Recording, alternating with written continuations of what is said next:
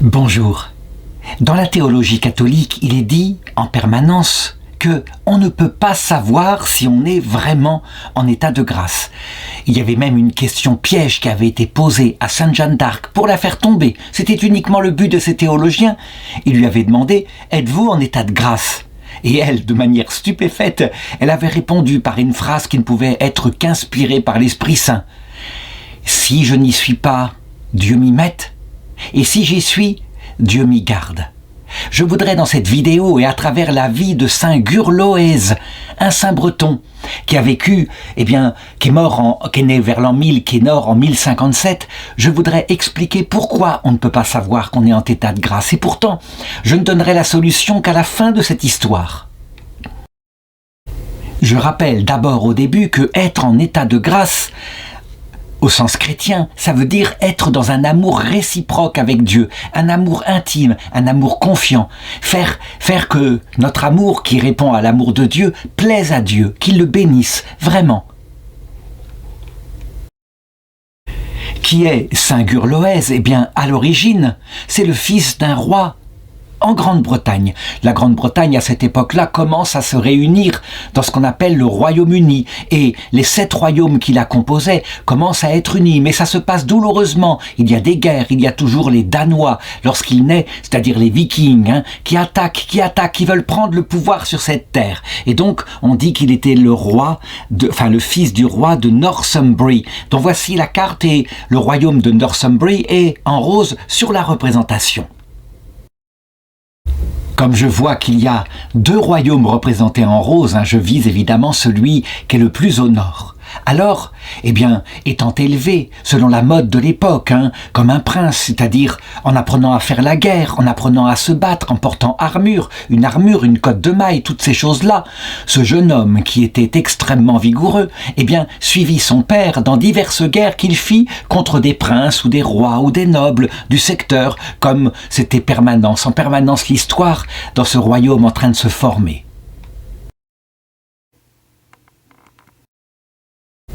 Rien ne pouvait l'arrêter, et d'ailleurs, la guerre était presque un loisir, on peut le dire. Il y avait la chasse qui détendait, c'était extraordinaire que de poursuivre un animal rusé, un animal puissant, et puis il y avait la guerre.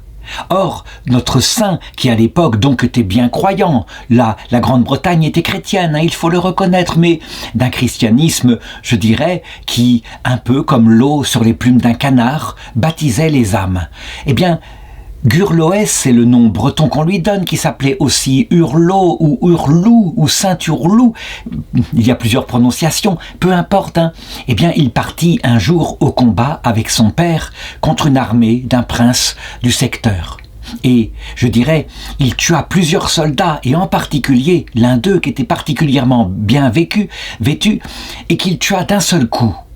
Ensuite, après le combat, puisqu'ils avaient remporté la guerre, il voulut vérifier les identités de ceux qui étaient morts, et il eut la surprise de reconnaître en enlevant le casque de celui qui était là, qu'il venait de tuer, que c'était tout simplement son neveu, ou peut-être son cousin, je ne sais pas, les choses sont pas très précises, peut-être son neveu, en tout cas un jeune guerrier de son âge qu'il aimait beaucoup.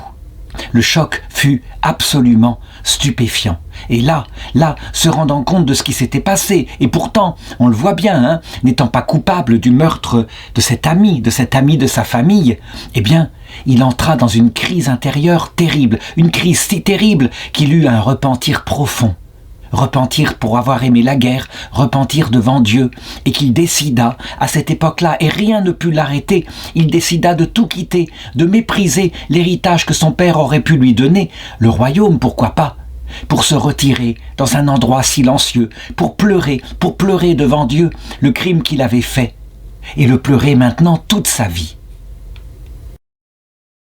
Son père, qui n'était pas peu fin en psychologie, se dit que la douleur était là, mais qu'au bout d'un certain temps, peut-être lui fallait-il 6 mois, 1 an, la douleur sensible s'effacerait et qu'il reviendrait à de plus raisonnables desseins, puisqu'il n'avait pas fait exprès de tuer ainsi son neveu ou son cousin.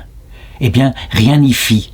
Les serviteurs que son père envoyait auprès de lui, à chaque fois, il les renvoyait.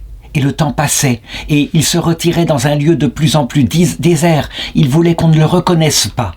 si bien qu'à un moment donné, il se retira entre deux montagnes, dans le nord de la Grande-Bretagne, donc encore sans doute dans le royaume de son père, le Northumbrie.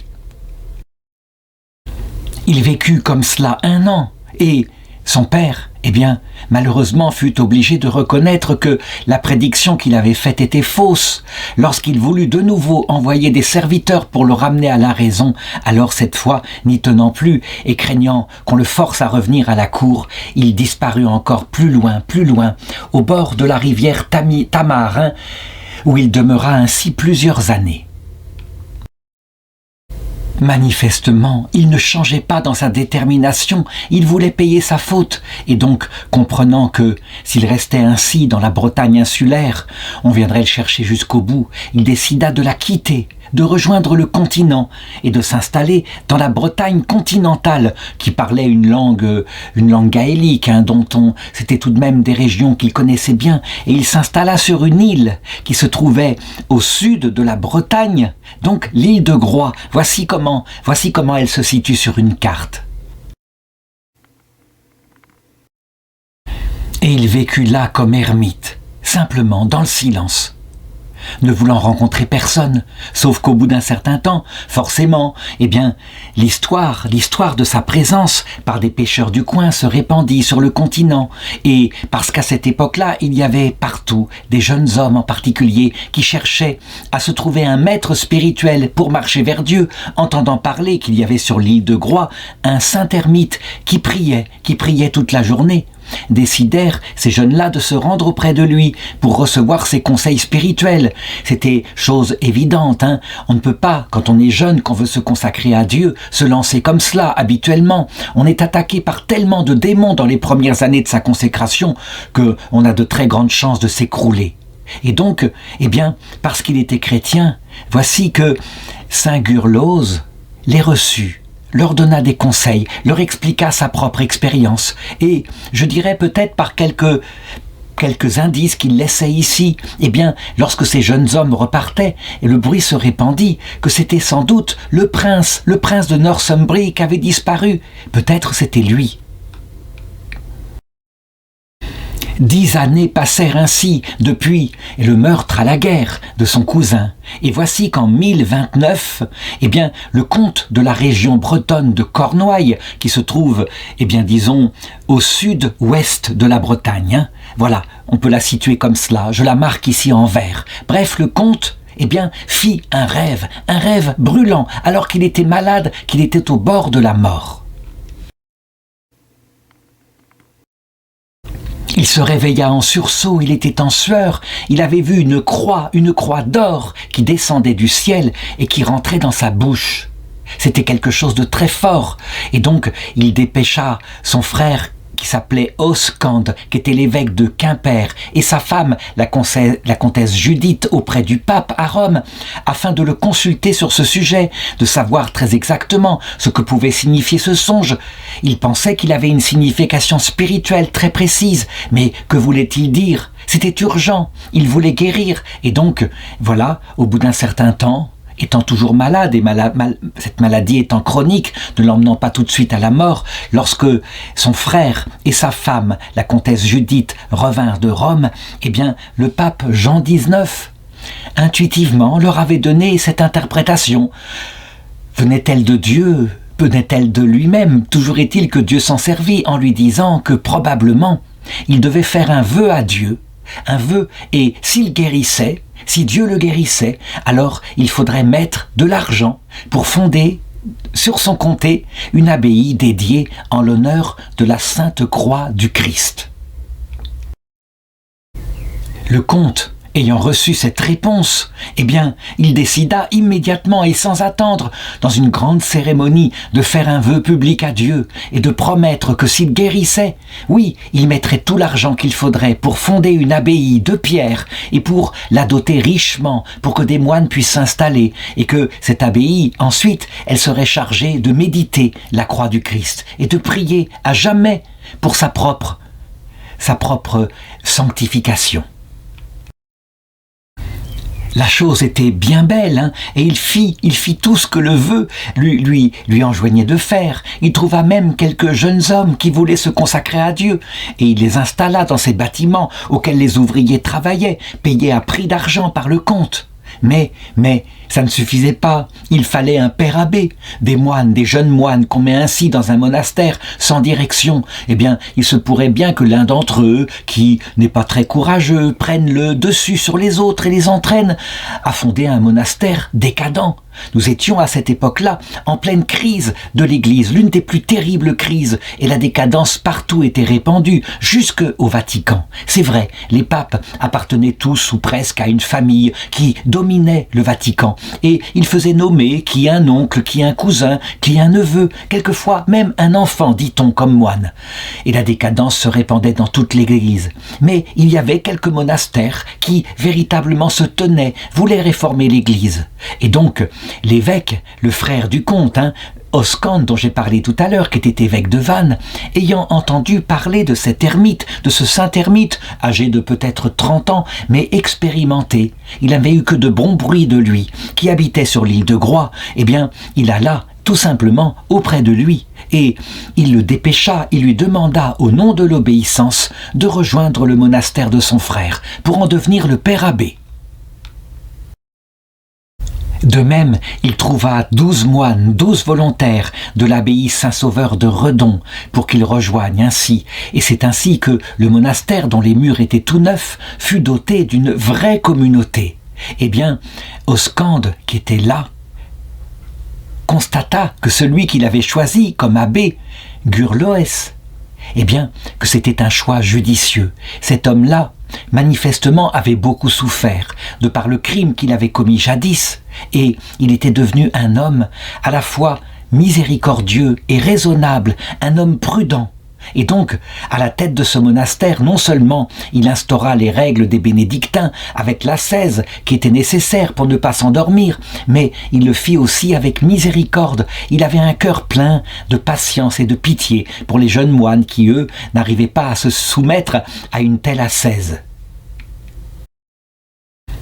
La ferveur de ce père abbé était réelle. Il fut d'ailleurs ordonné prêtre. On sait que les pères abbés bénédictins portent crosse, ce qui veut dire qu'ils ont quelque part un peu rang d'évêque. C'est le cas.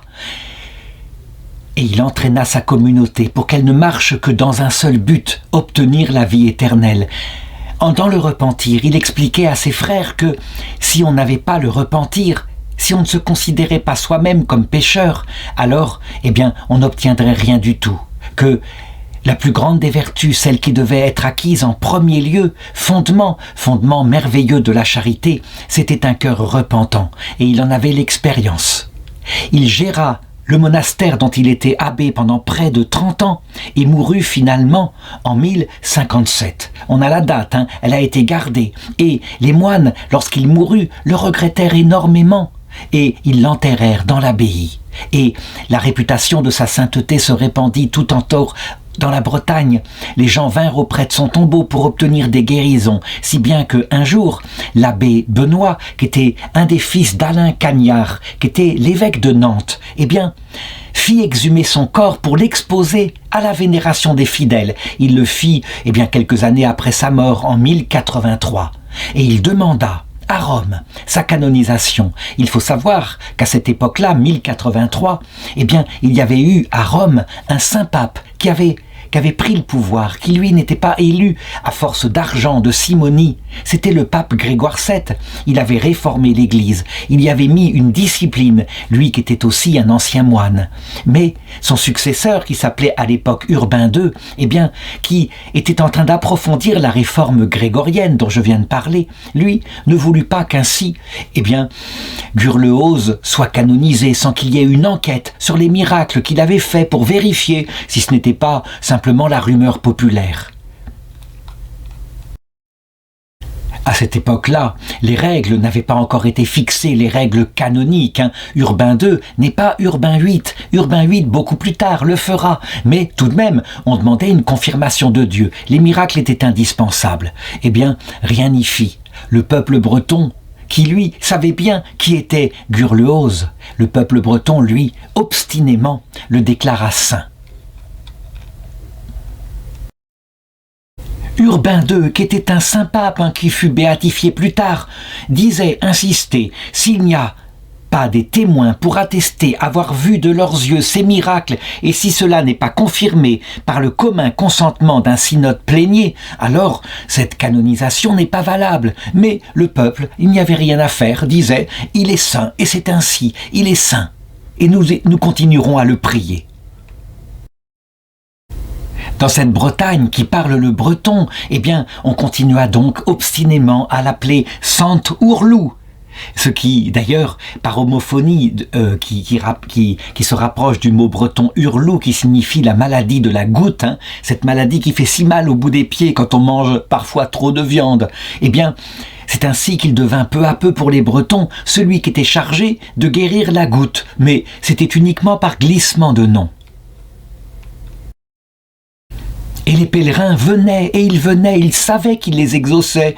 Et même si Rome, à un moment donné, cessa de protester, eh bien, ils se glissaient auprès de son tombeau, un tombeau en pierre de taille qui était là dressé. Et il y avait sous le tombeau un espèce de logement qui était là, une pierre sans doute qui avait disparu. Eh bien, les pèlerins se disaient, nous devons nous glisser dans ce trou, là, sous le tombeau. Et de cette manière-là, marquant un geste d'humilité, nous faisant tout petit comme lui l'avait fait après son crime, eh bien, il nous exaucera. C'est ainsi que cette dévotion, qui paraît bien populaire, presque superstitieuse, mais c'est ainsi, elle perdura jusqu'au XXe siècle, et la cavité située sous la tête du gisant aurait par la suite concerné des personnes affectées par les maux de tête et la folie. On les mettait dedans et on priait Saint Ourlou de les guérir.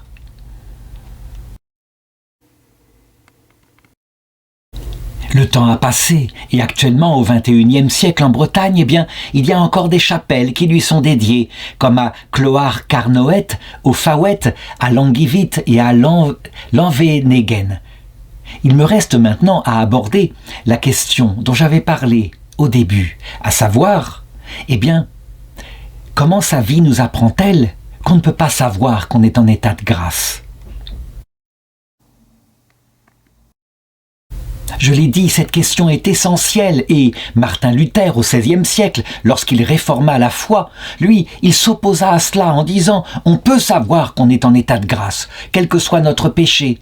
Il suffit d'avoir la foi. Si on a confiance en Dieu, on est en état de grâce. » En un sens, il n'a pas tout à fait tort, parce que la confiance, dira l'Église au Concile de Trente, c'est le premier pas, un pas qui dispose.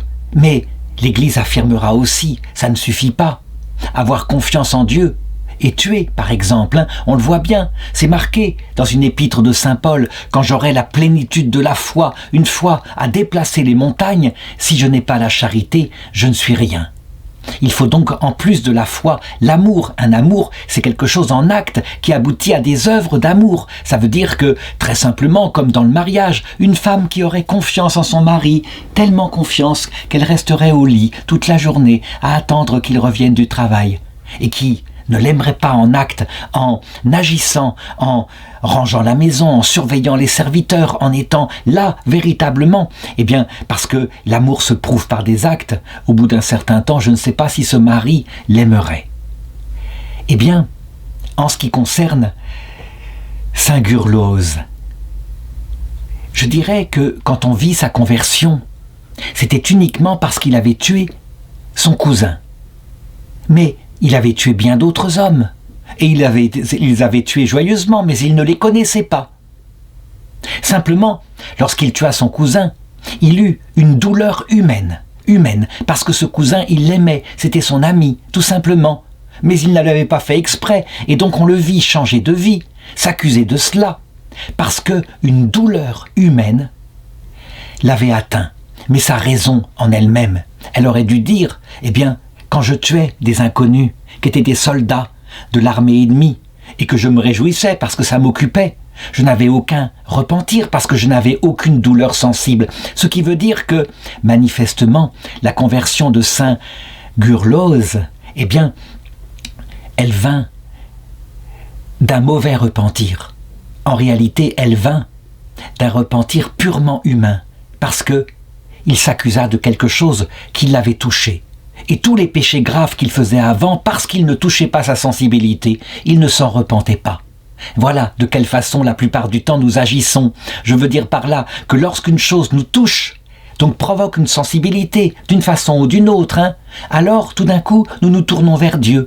Mais quelquefois nous commettons des graves péchés, comme notre tiédeur, nos distractions, mais permanentes et voulues parfois.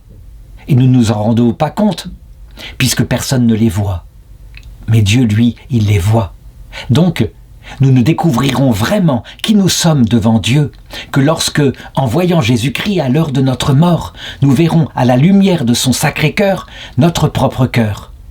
Et là, finalement, ce qui fait que Saint Gurloès est vraiment un saint, c'est que si nous sommes préparés à découvrir des péchés terribles que nous ne soupçonnions pas, mais que nous sommes par avance à genoux, repentants, en disant « Seigneur, je vais découvrir des choses, tu le sais, je ne suis pas digne de toi ». Alors, la conversion se fera sans problème et le Seigneur pourra purifier, achever de purifier notre cœur comme il le fait habituellement sur terre, comme il le fit peut-être pour Saint Gurloès qui, à un moment donné, on le voit bien, n'en resta pas à cette première réaction de sa jeunesse après l'assassinat, mais qui évolua, devint de plus en plus humble, miséricordieux, humble pour ses frères, et qui, apparemment, manifestement, mourut en état total de grâce pour entrer directement au ciel. Enfin, en tout cas, c'est l'opinion absolue des Bretons de son époque qui le connaissaient et qu'en étaient sûrs, quitte à résister au pape Urbain II.